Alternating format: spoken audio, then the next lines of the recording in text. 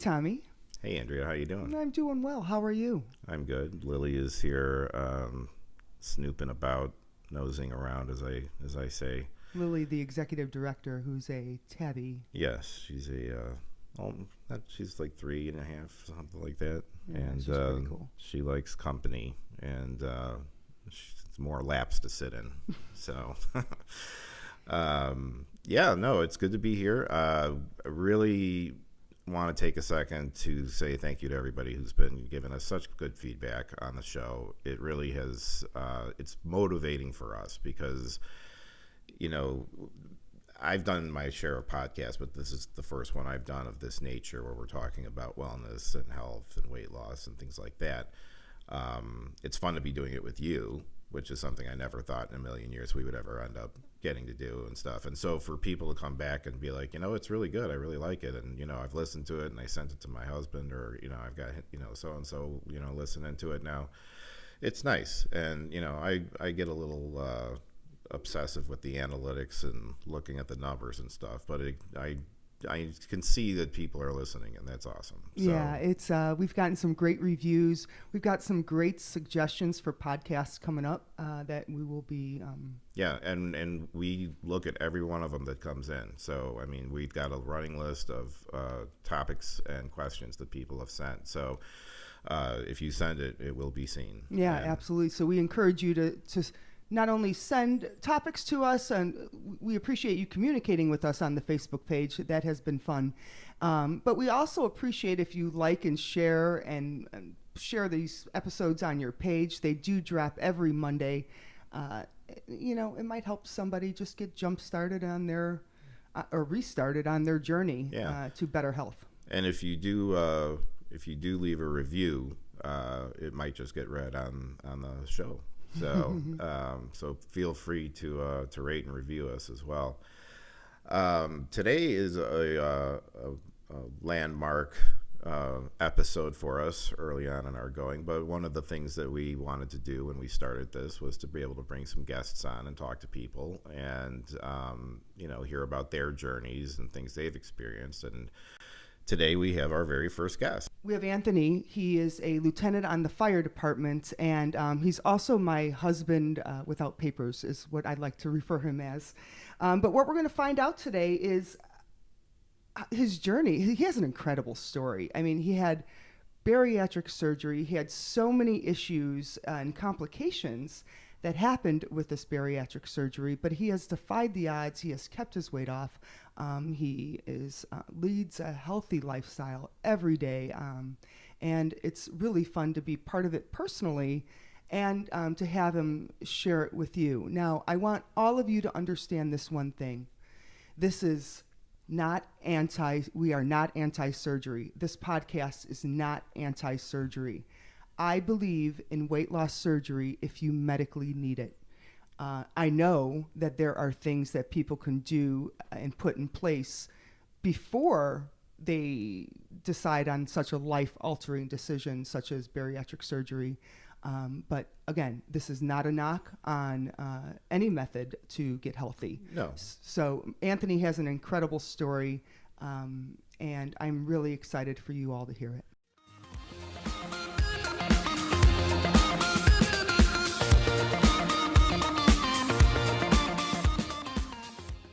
Hey, Anthony, welcome. Thank you. How you guys doing? We're good. Thanks for coming on the show, buddy. You're welcome. My pleasure. So, Lieutenant Anthony. So, how long have you been in the fire department? 30 years this year. Wow. I'm actually going to be retiring August 9th. No kidding. Good for you, man. Still have all my legs and arms, so I'm happy about that, and I'm healthier than when I first started, probably. So yeah. When what made you decide to be a fireman? Probably the fact that I wasn't one of the ones that a lot of guys say, when I was a kid, I was 2 years old, I saw a fire truck in a parade. Yeah. That's I mean, I didn't want to be a fireman at all. Actually, I wanted to be a football player. Yeah. Everybody, everybody wants to be something they can't never be, but What position would you have played? Linebacker. Yeah. I was Yeah, it was really good. I loved it. And now it's going through my son now, my youngest. So he's That's cool. yeah. So it's good. It's good. Well, we are glad to have you on the show here, buddy. Andrea, why don't you kind of start us off here and let's walk through his journey here, because I know that you've been there with him on this whole thing. So. Yeah, I met Anthony in the middle of his journey. So, Anthony, let's start with this. What motivated you to choose the bariatric surgery route in a means to get healthy? Well, if I seem distracted, I have a lap dance happening. Yeah, Lily has been on my lap, so Lily is not letting him even get close to the mic, but that's okay. Yeah. But she's a sweetheart. She's very presumptuous, and yeah. that just. I didn't make the choice. I guess life made the choice for me. I was having issues with my stomach for years. Dull pain that they couldn't ever find. I changed doctors, changed hospitals. I finally found a doctor that found the issue. It was my liver. They ended up thinking I was an alcoholic. My liver was so shot to the point that they were going to put me on the transplant list. And I wasn't necessarily obese. I didn't think I needed to lose weight because I was a fireman. I could get around. I thought somewhat healthy, but so it never really crossed my mind to do the surgery, to be honest. And then when when the doctor told me, well, let's try something, and we're gonna send you through the gastric bypass surgery, and I didn't really know what it was, to be honest. I know you lose weight. I didn't know the ins and outs of it. I was dumb as a box of rocks when it came to that. So life pretty much chose it for me. I didn't really choose it to be healthy. Life chose me to be healthy. So there's different types of gastric bypasses that you could have. There's the Roux-en-Y, Mm-hmm. there's the sleeve, and I believe there's the. They still do the. They don't do the stapling anymore like they used to, or whatever they call it. The lap band. They don't do that anymore, right. From what my surgeon was telling me. So I had to do the gastric bypass because I'm a former patient of acid reflux, and people, from what my surgeon said, anybody that has acid reflux cannot get the sleeve. I don't know why medically. I believe it irritates and gives you more acid reflux. So I had to get the gastric bypass. The Roux-en-Y. Yeah. Were there more complications that went along with that surgery as opposed to the others?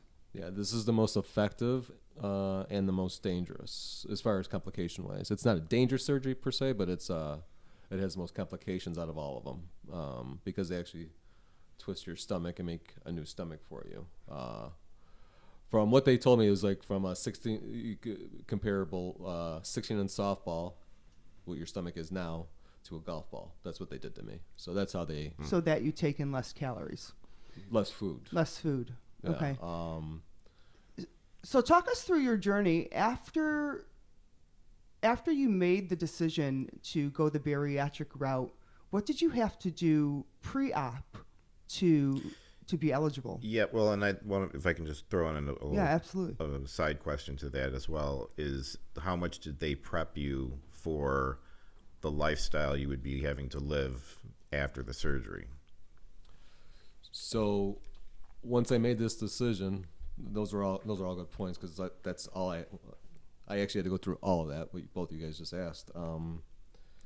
So when they told me, it's pretty much a no-brainer. I mean, it's either getting on a transplant list, which it looked very slim to very. Well, you were younger. I mean, I was 44, and the doctor was straight up. He said, "You're not going to get a transplant." He goes, "This is going to be more for younger kids." Mm-hmm. Regardless, so I didn't want to be on the transplant list. I wasn't even thinking that. I just was going to do anything not to be on the transplant list. So yeah, I ended up going with the gastric bypass. So the first thing to do was the surgeon talked me through it, but so he sends me to the nutritionist first, and she is a doctor, and she is actually the one in charge of my surgery. She's in charge of my lifestyle, per se, if you want to call it that, for the next 2 years. Because I was pretty much theirs for 2 years. So I had to go through the whole process that everybody else has to that does this as an elective. Now, this wasn't an elective, so that's why my insurance ended up paying for it. Because it was a medical need for my liver. Sure. So I was lucky in that aspect that I didn't have to pay for weight loss surgery that a lot of people have to. Yeah. And they told me, the nutritionist met with me. So they put you on that scale, and I don't know the scale. You guys probably would know better than I would. When you hold on to it with your grip, and The fat. it gives you the BMI and all that stuff. Yeah. So there's certain parameters to even have this surgery you have to meet. And my BMI was just at 32, and I think it was at 30. I think 32 is where they need you to do the surgery. Yeah. At least 32. If it's below, a lot of doctors won't do it. Okay. I think. So you were just over the line into the. I was right at it, actually. Yeah. But again, since I was doing it for medical necessity, they kind of like didn't really care about that at the point. But I still had to go through the whole process. So Sure. I had to meet with the dietitian. They tried to make me lose. So I'm sorry. Let me backtrack. I was a smoker at the time too. So I had to quit smoking. They said they tested me, and you have to be non-smoking for 30 days before you. And how long had you been smoking for? Probably 30 years. So, but I quit that's immediately. Really? I mean, that's a big ask, because it not only changed your diet, but to give up smoking at the same time. Well, and I'm sure being I'm sorry, I didn't mean to talk over you, but I'm sure being a fireman too, that's what they do. You know what I mean? They go in the fire and then they decompress with a cigarette. Yeah, so changing that whole lifestyle right there, those habits were probably tough for you. That's exactly it. But again, this wasn't an elective surgery. I thought it was more of saving my life. Yeah. Because I know you need your liver to live. Yeah. So it was a no-brainer, and I did everything they told me. Like, bam, bam, bam, 1, 2, 3, whatever they told me to do, I did. Quit smoking. I went to my truck when I walked out of the doctor's appointment and threw the cigarettes out immediately. Well, good for you, man. I haven't smoked since.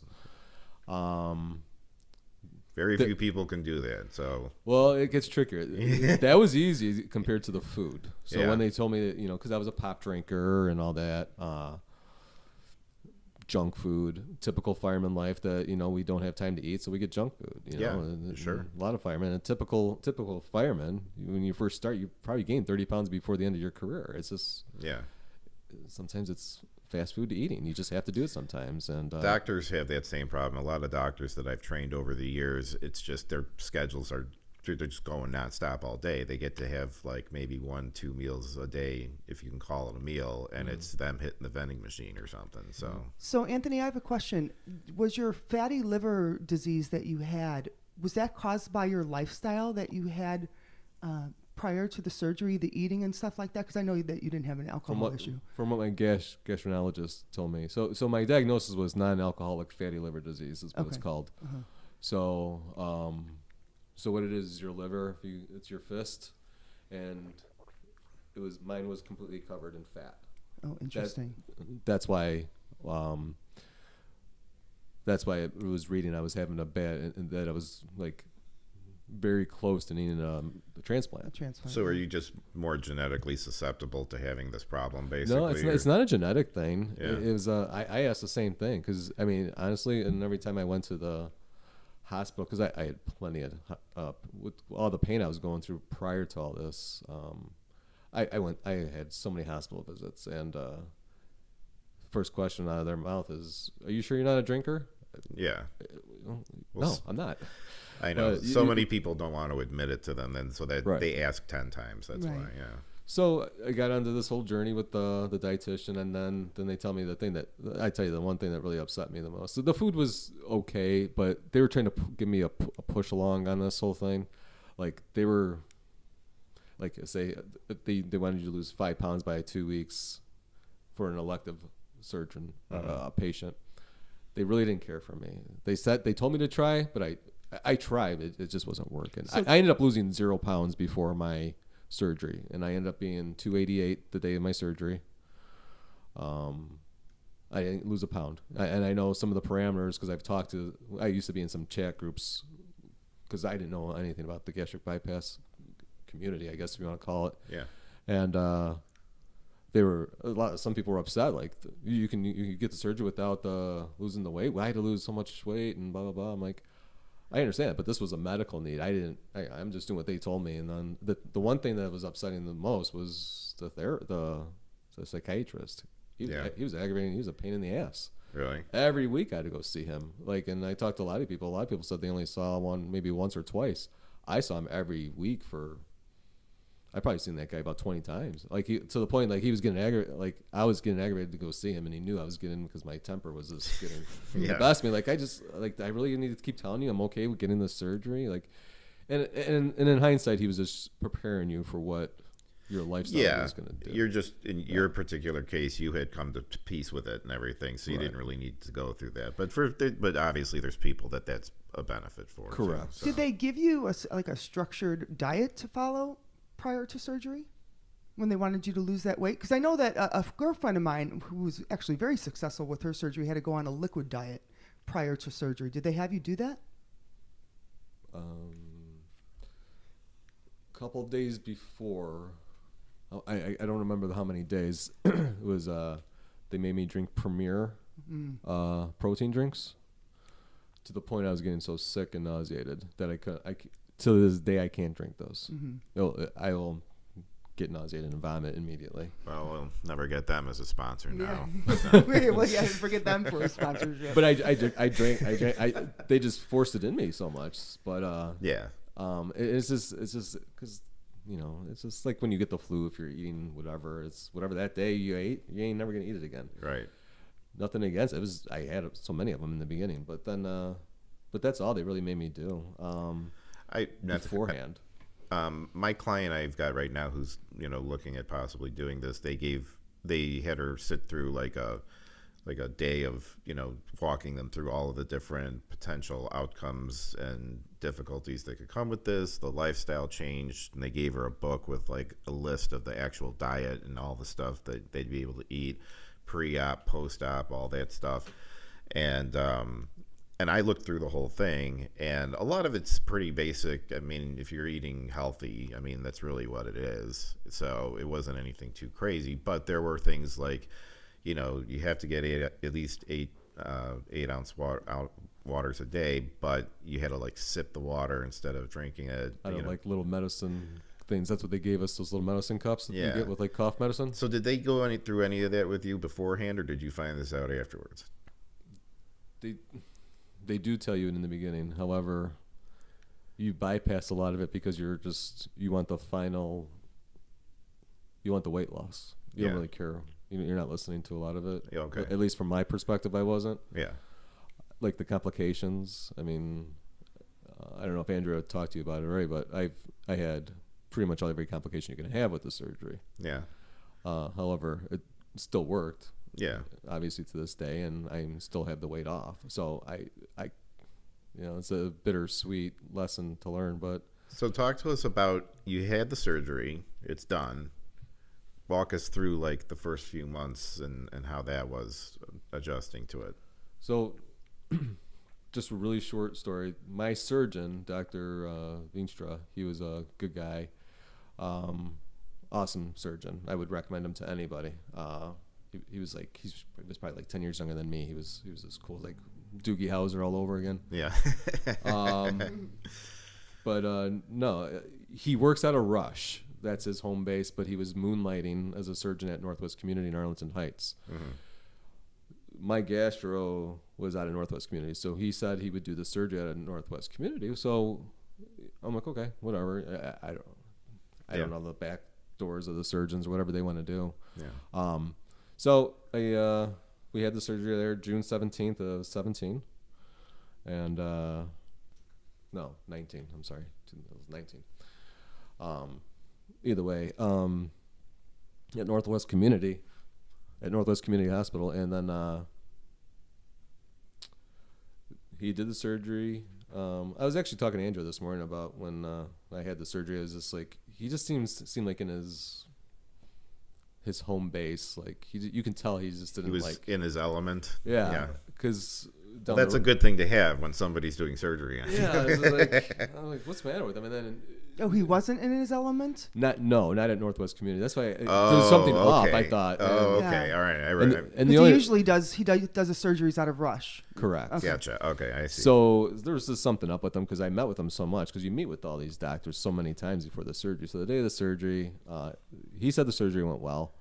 But I think every surgeon says that coming out of surgery. I mean, yeah. I mean, let's be real. You made it through. Yeah. But as I'm recovering, and I remember them saying part of the recovery, 2 weeks, you're back to work, no matter what your job is. Okay. But when I got up, I know they said you got to get up and sit up and stuff. I couldn't. I had this like a bowling ball shape feel in my left side of my abdomen, my upper abdomen, and it just didn't feel right. But I'm like, I just had major surgery, whatever, blah blah blah. Yeah. So 2 days later, they sent me home. I still had this pain. Did they have any idea what it might be outside of just you're coming out of surgery? No, Just be and random pain. Well, the thing too, I was having super amounts of nausea. I was throwing up, so I couldn't keep anything down. So that's where they told me, well, just keep some water in you, so at least so you stay hydrated. But at the time, they were only giving me those like medicine. I only can take a little bit of water, Like so a pill, like a little pill cup. Yeah. Yeah, and that's all it was. And then so they sent me home. I wasn't eating, but they said just make sure you just keep hydrated, blah blah blah. So a week down the road, I still got that pain there. It's not getting any better. It's just staying the same. It's just an annoyance. Yeah. It's not like It's not the end of the world, but it's Correct. there. Yeah. So like I said, 7 days almost to the day I got home.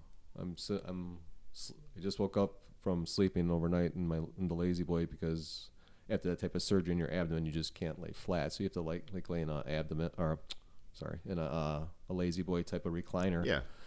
And I got up. Must have been like 4:30 in the morning. I had my dog next to me. She's a Rottweiler, and so every time she's one of those dogs that senses when you're sick, she'll be by you. Yeah. Yeah. So she was always like that. So she knew I had surgery, and then I got up and she was right next to me, which was strange. She doesn't sleep by me, nor she sleeps in her big, comfortable dog or orthopedic bed. Yeah. Just keeping an eye on you, though. Yeah. So she knew something was up, Yeah. and I got up and I had a big wet spot in my abdomen, and Oh, no. I could just smell it. It smelled like poop. Yeah. So I thought the dog actually had an accident in the house, and it was one of my incisions opened up. Oh, no. And so, again, like I said, I had every complication, but I didn't pay attention to the complications when they were talking about the complications. So, Oh.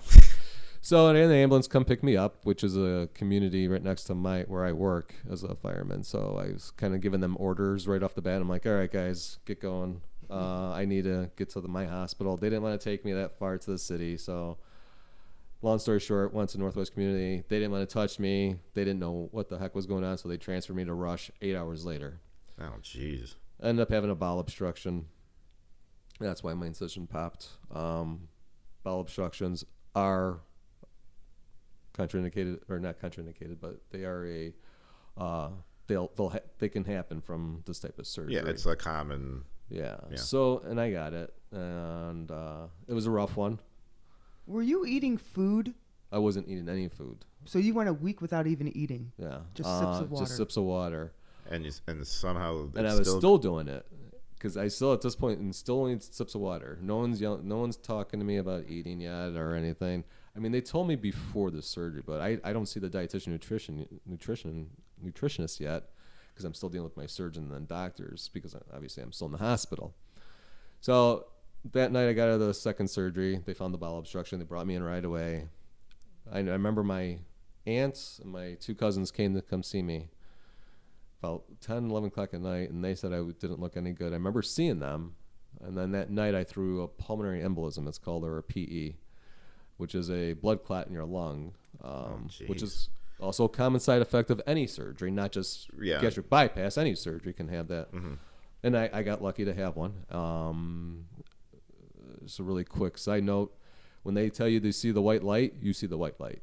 That's all I will tell you. Wow. I saw it. It was a surreal moment for me. I saw that white light, and I heard the doctor yelling he's having a PE.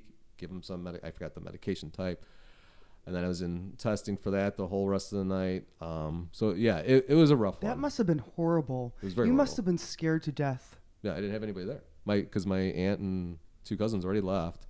My aunt was crying. She knew something was the matter. My Aunt Dolores, she was crying. She knew something was the matter with me too. What did it feel like? Did you?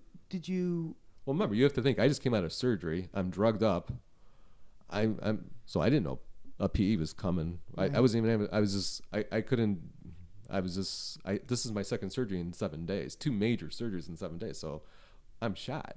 So anything that happens, I just think it was normal at this point. You're just going along for the ride at this point, yeah. Right, and you felt that pain right out of the first surgery. Yeah. So that one. So we recovered. To make this really quick, I know I'm getting really long. No, this is good though. This is good information. It's so that second surgery, it went well. The recovery after the PE, of course, got rid of all that, and then and I went back to lifting weights and working out in about 2 weeks. And the only reason I remember that, right after they gave me the okay, I was just telling them I was still sick and I was still taking Zofran, which is a medication to help with the nausea. And they pretty much gave me like an open-ended supply of it. And then I had a follow-up call from the nutritionist at Rush. And I had never even met her, but because I was telling my surgeon what's going on, and he goes, let me get you in touch with my nutritionist, because I was always dealing with the one at Northwest Community because that was through my insurance. Yeah. She kind of gave me like a 3rd degree and started yelling at me, and she's like, you're only drinking water for, now this is 4 weeks at the time now. Wow. So you've had no food for a month at this point. And she goes, you're malnourished. Yeah, that's the problem. Yeah, you have there's no vitamins. I can't imagine going a month without food. There's no nutrients of any kind. And I just lost all this weight, so I just thought I just chalked up. I got weak from the weight loss. Sure. But I honest to God, I got out of the chair one time, and this is what really made me call her, because I got out of the chair, and when I bent my elbows, it felt like my elbows were gonna snap in half. To be honest. Wow. Were you hungry during that time, or just not? Because I was so nauseated. It wasn't even clicking to me. Like, okay, well, I'm drinking the sips of water. I'm talking. Scared. I'm okay. Yeah, we're still here. Yeah. So 4 months later, like I said, well, actually 2 weeks after that, and so then she yelled at me. So I started getting some food in me, and we were working, and it was working a little bit well. What kind of food were you having? Just like little pieces of like eggs, soft eggs. A little bit of soups, some chicken, nothing that, because they had me on like how your one client said, liquid diet first. Once I started stomaching that, then put me on some pureed food. Yeah, work your way up. Yeah. So eventually I got to the point when I could eat, but then as soon as I got to that point when I can eat regular foods, I ended up back in the hospital again. I had another bowel obstruction. Oh, jeez. But that was my last one, and that was in April. 2000. No, March of 2000. That surgery went well, and I tell you what, after that surgery, I was expecting to feel horrible, but I felt amazing after that surgery. Probably that's the way I should have felt after the first one. Right from the get-go, yeah. Yeah. So I remember actually Andrew brought me to my final check-in point with that doctor and my surgeon, and he gave me the A-OK, and ever since then, I made my own lifestyle changes with the help of Andrew. I tapped into her when we met because I knew she was in the health business, coaching and personal training stuff. So I was asking her questions, because I was a football player in high school and all that, but I was one of those guys that I just was. Well, they don't teach you nutrition. And I was just naturally. I ate junk food, and I can still kick butt on the field. You know, you don't think about that as a kid. Right. So I didn't think about it as an adult either. So now I'm stuck, So I tapped into Andrea, and it was rough. I mean, like I couldn't even drink water anymore because I was drinking so much water. So I got these one drinks that Andrea found for me one day. Got lucky at 7-Eleven, and I've been drinking. That's all I drink. And what is that you got there? It's just like it's called Replenish. It just like replenishes your hydration levels, and it's worked amazing for me and my body. So I can't say on everybody's. Yeah, but if you find, that's the thing, is finding something that works for you, though. And like my food, it was rough. Andrew was cooking for me. She was finding she can probably tell you more about that, but that was more of like, I was not satisfied with what I was eating. And then until Andrew got me some stuff, and then So Andrea, tell us about that. It was a process of elimination because he was getting. I would cook for him, and you know, if he would eat a little bit too much of something, he would get a dumping syndrome, and I would get stomach pain, and which is a side effect, and they call it dumping syndrome. So it's complex sugars that just sit there. yeah. Okay. And that's what the first time I had stomach pain after the final surgery, because I had a few bouts. I had to go to the hospital with some pain because I was just so cautious after that point. Like Andrea said, it was just like picking and choosing. And I mean, she used to make me taco salads. You know, that was like our go-to. I loved her taco salads. And now, I mean, to the point now is it was hard to make at work though for me. So over the years, we came up with I guess both of us came up with our own schedule of food for me, and It's quite odd. It became so much habit for me.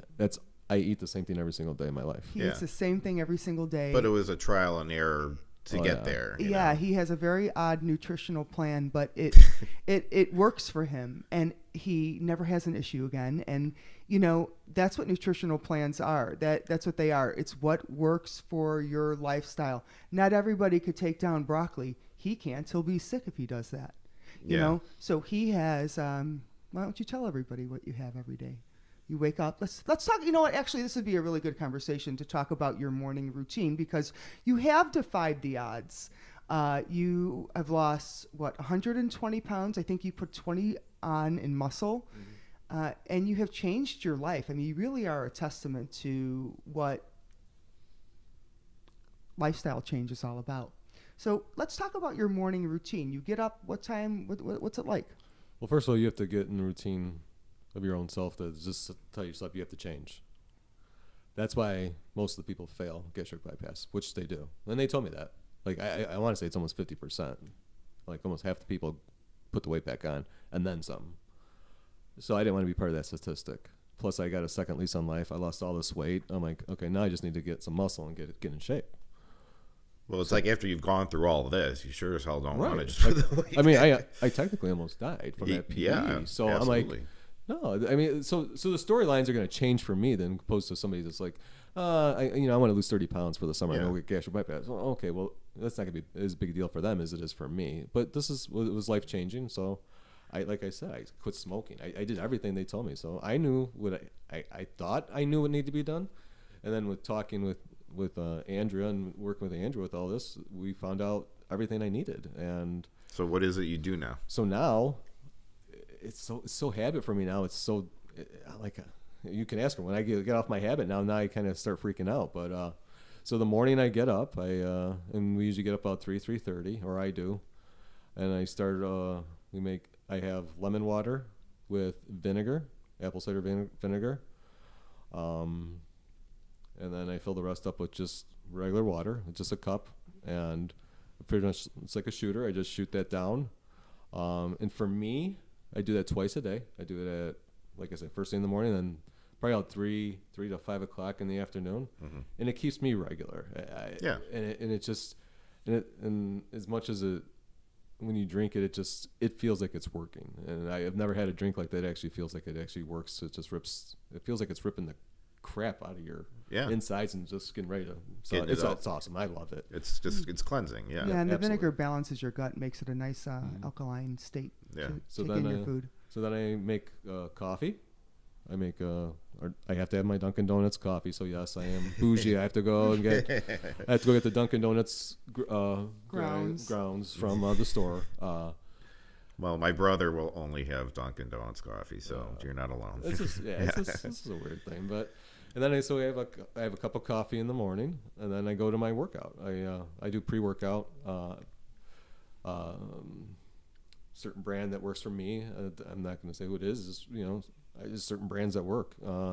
That was trial and error. I do pre-workout and post-workout. That was trial and error. Sometimes I didn't do it, but I found a good combination that I stick with. So I do the pre-workout. I go lift. I lift every day. I don't miss a day. And you can ask Andrea. She could test. I get very aggravated if I miss a workout. It's his time. It's his time to just. That's my alone time. It's my time to chill. Same with me. It's like even if you're in a gym, you got my headphones on. I'm in my own world, and that's when I have time to like think to myself and work. You can figure out world's problems while by yourself. Seriously, yeah. Mm-hmm. Yeah, I totally understand. So then I do that, and then I come home, and usually around noon I'll have. So this is where it gets kind of weird. I have tacos every day.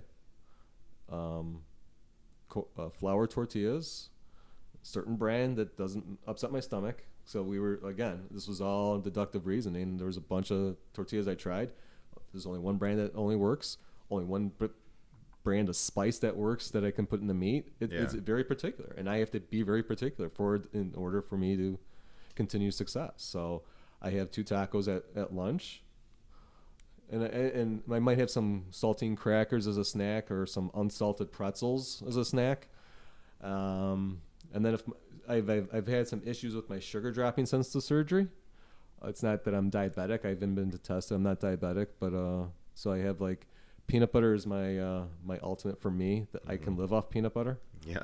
And peanut butter works for me. It feeds into my body, and it actually. I mean, you can ask Andrea. It just feeds my body. It just does. I don't know why. And peanut butter in any form, like peanut butter crackers, peanut butter in the jar. I mean, Anyway, for me, so hard to have that around the house. And then at night, I finish it off the night with 2 pieces of toast with peanut butter and jelly on it, and that's it. And I do that every single day, except we have like a special occasion, like if we go out to eat or. Well, that was my next question. Like if you do. Me and her split a meal, and it's more portion control. Sometimes I might suffer the next day because I get off my regiment. Yeah. But it's worth it because you still have to have fun doing this, and that's. I agree, and then like when I'm working with anybody on their diet and their nutrition and whatever and stuff, it's like you gotta don't feel like you can't go out to eat and stuff, and this doesn't mean that you can't go to your favorite restaurant anymore. But what most people tend to find is if they have been eating, a regimented diet of some sort, and then they go off of it, it's like it's nice in the moment, but then later on you're like, I don't know, it was worth it. It'll be a while before you have it again, Exactly. So yeah, absolutely.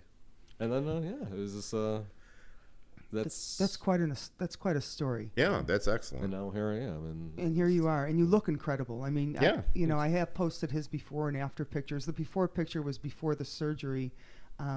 But he looks significantly different from when I met him in beginning of 2020.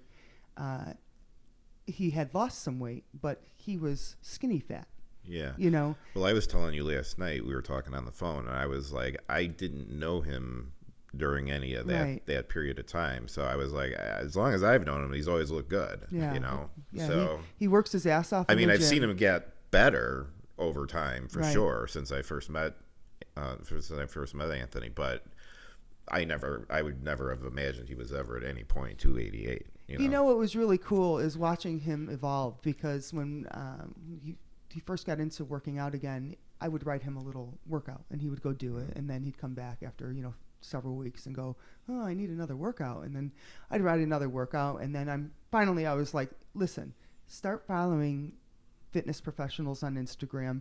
Start once you follow one thing, you get like 1,000 things that you get to follow. But just popping up. He took his own wings and flew and started navigating the gym on his own. And now he has his own little method that he uses so that he gets all of his exercises in and he doesn't miss one. So it's really cool to see the way he's evolved. And I think that the benefits from him strength training minimize any type of skin sag that you do get from the surgery. Sure. Because from those surgeries, if you don't fill that skin up with muscle, it's going to hang. You might have some skin anyway, but you're going to have less if you do change those habits. So there's multiple reasons why you should try to develop a healthy lifestyle after. Absolutely. So, Anthony, any advice? Here's a great question for you, and this is actually one that I don't know.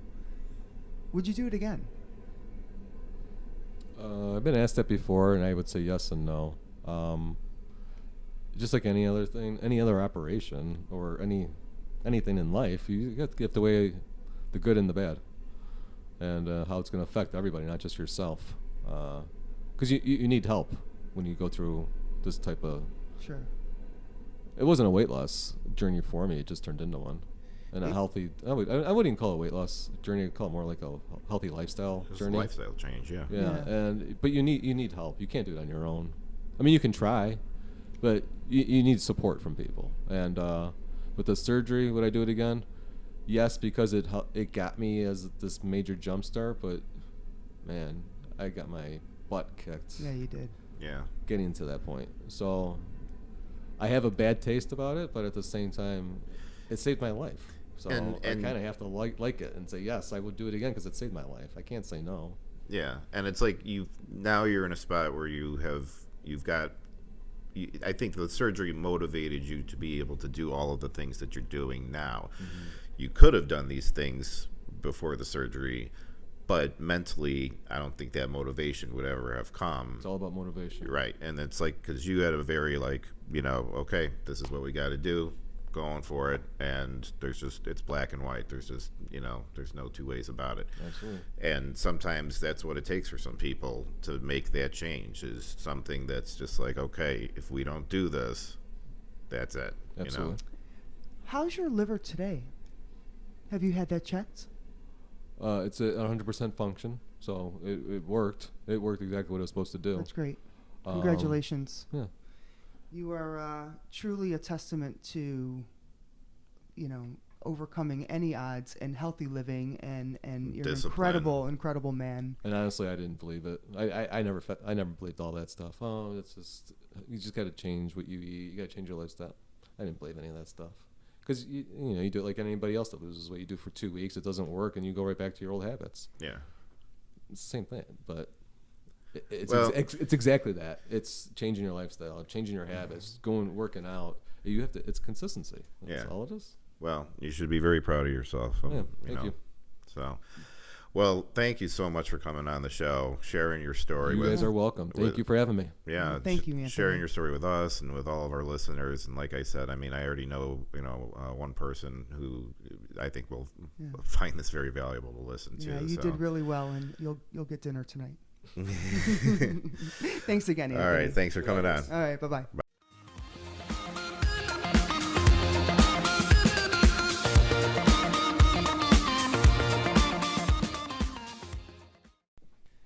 Wow, Tommy, what a story he has, huh? Yeah, that was very cool and very informative for me, and that actually helps me a lot because, like I said, with the client I have who's looking at doing this, I've been trying to do some research on it. I just got, like I said, that book of, all the stipulations on this and everything. I just took photos of the whole thing so that I could read up on it and look at it and help her with her diet going forward and stuff. But to hear his story and you hear about the ups and the downs and the scary parts of it, that pretty scary embolism and I don't really have a lot of family nearby, so like if I was in that situation, I would probably be on my own for the most part too, and I can imagine that just takes one situation and makes it even more scary and stressful and everything. So God love him for finding the strength to get through all that, Oh, yeah. And I hope this motivates anybody that is considering bariatric surgery just to, do your research. I mean, it was successful for him. Oh, I mean, so he looks amazing, and but he had some obstacles along the way, some pretty big ones too. Yeah. And he is he's a good man. So I'm happy that he has been successful, and everybody out there, again, this was just an option for weight loss. There's so many different ways to lose weight, but at the end of the day, it comes down to changing your lifestyle. You can have surgery, you could have weight loss drugs, you could have a trainer, you could have a health coach, but if you don't do the dirty work of eating clean, working out, switching your mindset, and most of all, being persistent and consistent, it won't matter. It's just a Band-Aid. What it always comes down to, in my estimation, is you gotta want to do it. Yeah. It's for me as a personal trainer, that's my hardest selling point in trying to get a new client is I can tell in like 5 minutes of talking to someone if they really want to do this or not. If they really want to do it, all I have to do is tell them, okay, here's what you're looking to achieve. Here's what I would do to help you get there. Okay. Yeah.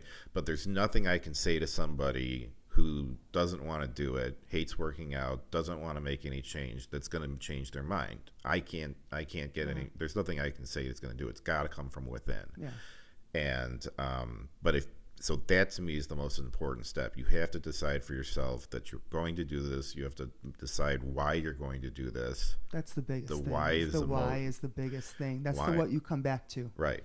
And then you hang on to that why in the moments of, where you want to break away from what you're trying to achieve. Well, yeah, you want to be the person, you decide the person that you want to be, and then you decide the strategy and, what do they do to get there. So, but if you have that motivation, then whatever path, like you said, whether it's a trainer, whether, right. Whatever the case is, then you take that path and you just go for it.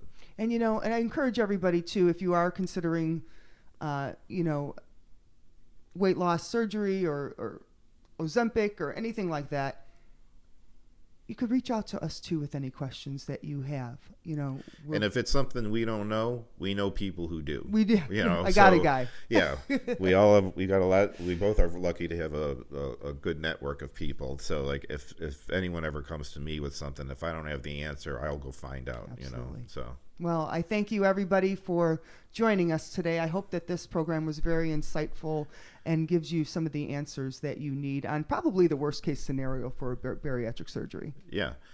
And I think we did pretty well with our first guest today. Okay. It was. I'm glad Anthony has made history. He'll always be known now as the first guest on the Trippi Coaching Podcast. As always, thank you for listening. Be sure to again like and leave a review if you can on Apple Podcasts, Spotify, or wherever you get your favorite podcast. I, of course, have been who else but Tommy Els. And I am Andrea Trippi. And until next time, here's to a healthier, more happier, confident you. The Trippi Coaching Podcast is produced and mixed by me. Who else but Tommy Els? Theme song provided by Professor Click. Be sure and check him out at professorclick.com. All one word, KLIQ.com. The content provided in the Trippi Coaching Podcast is for informational purposes only and is not intended as a substitute for professional medical, health, wellness advice, diagnosis, or treatment. Always seek the advice of your physician or other qualified health provider with any questions you may have regarding a medical condition.